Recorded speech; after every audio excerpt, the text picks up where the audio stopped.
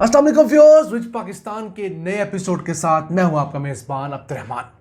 सबसे पहले हमारे नाज़रीन को ईद मुबारक।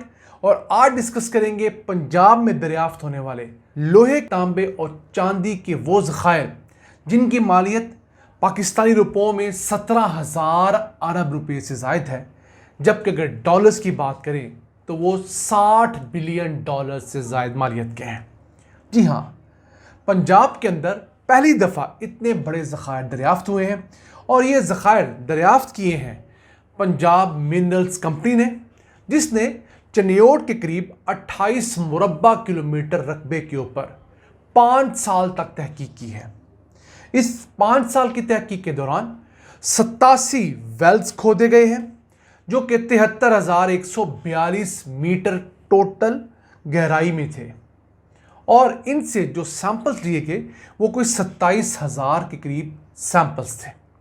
इन सैंपल्स को कलेक्ट करने के बाद जर्मनी भेजा गया, स्विट्ज़रलैंड और पोलैंड, इन 3 मुख्तलिफ मुल्कों की लैब से भेजा गया।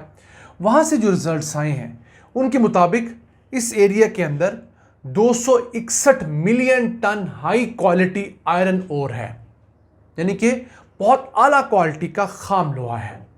इसके साथ साथ 36.5 मिलियन टन तांबे के ज़खायर भी इसी एरिया में एक्सपेक्टेड है। और इस एरिया के अंदर लोहे के मुकाबले में जो तांबा है वो रिकोडिक से भी ज़्यादा है, यानी जितना रिकोडिक के अंदर 1 टन खाम लोहे के मुकाबले में तांबा होता है, यहाँ पर उसी से ज़्यादा तांबा है। और ये सारा प्रोसेस ये पंजाब मिनरल्स कंपनी और जर्मनी की कंपनी ने बहुत मुशक्क़त के बाद किया है। याद रहे, चनियोट के करीब ये जो ज़खायर पहली दफ़ा दरियाफ्त हुए थे ये कोई 55 साल पहले थे। फिर 2015 के अंदर शहबाज शरीफ की हुकूमत में आपने इनका शोर ज़रूर सुना होगा।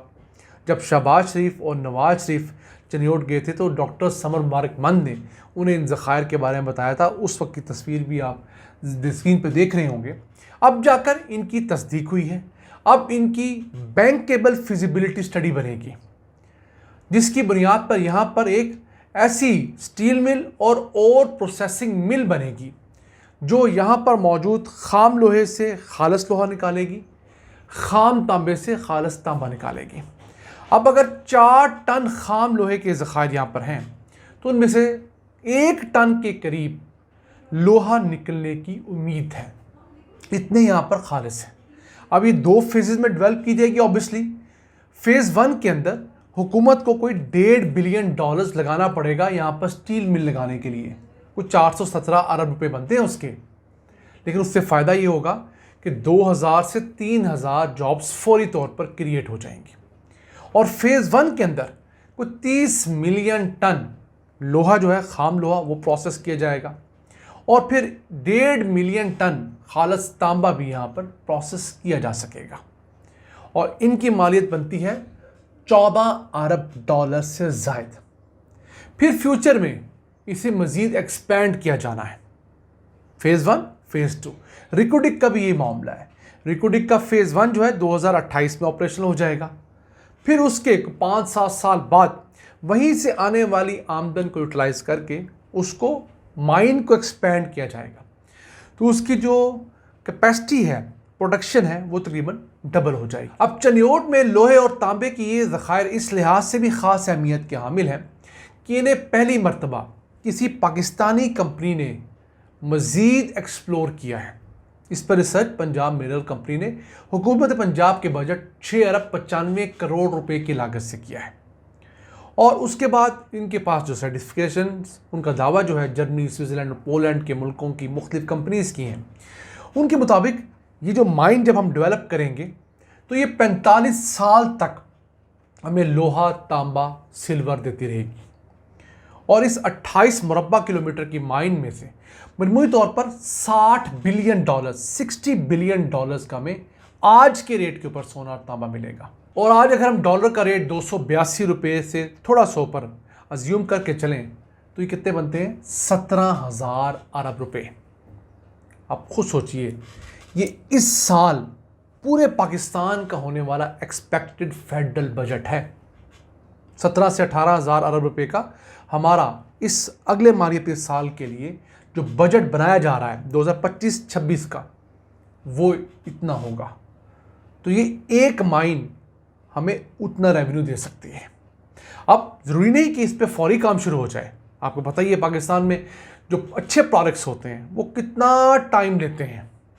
लेकिन चले, एक जो लोगों को खदशा था या लोग तनकीद करते थे, स्पेशली पीटीआई वाले, कि वो चनियोट के करीब जो सोना और तांबा निकला था शहबाज शरीफ की वजारत आला में, उसका क्या बना?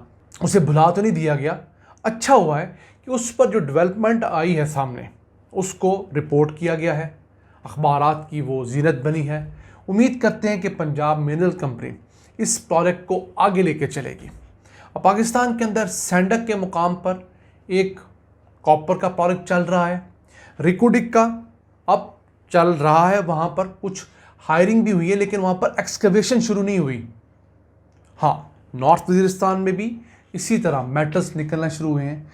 अगर पंजाब में भी ये काम शुरू हो जाता है तो पाकिस्तान में एक ऐसी सप्लाई चेन बन सकेगी, ऐसा नेटवर्क बन सकेगा उन कंपनीज़ का जो एक्सकवेशन के अंदर काम करती हैं, जो और प्रोसेसिंग मिल्स बनाती हैं, क्योंकि यहाँ पर एक मंडी बन जाएगी ना प्रॉपर।